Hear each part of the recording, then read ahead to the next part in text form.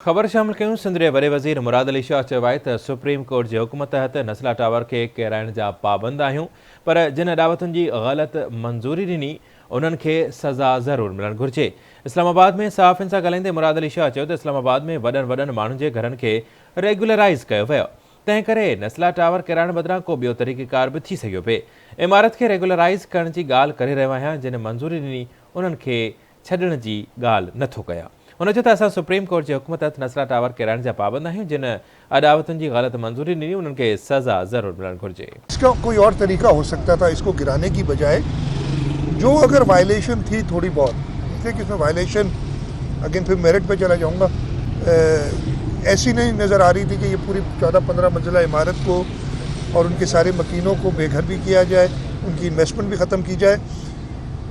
अगर यहाँ पे मैं खड़ा हूँ इस्लामाबाद में, अगर इस्लामाबाद में वो 1 कॉन्स्टिट्यूशन एवेन्यू था, कौन सा था, उसमें अगर बड़े बड़े लोगों के मकानात थे और उसको 17 अरब की मेरा ख्याल है पेनल्टी थी। मतलब 17 अरब की पेनल्टी का मतलब है कि 17 अरब तो सिर्फ पेनल्टी थी।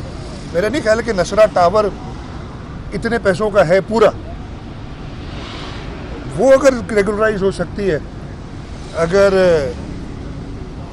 इस शख्स के इस मुल्क के आला तरीन एक ओहदे पे फाइज शख्स की रेगुलराइज हो सकती है, तो ये चीज़, और मैं ये रेगुलराइज की बात कर रहा हूँ, जिन लोगों ने ये गलत अप्रूवल्स दी हैं उनको छोड़ने की बात नहीं कर रहा हूँ मैं, उनको बिल्कुल सज़ा होनी चाहिए। अनफॉर्चुनेटली सुप्रीम कोर्ट ने किसी एक को आइडेंटिफाई नहीं किया।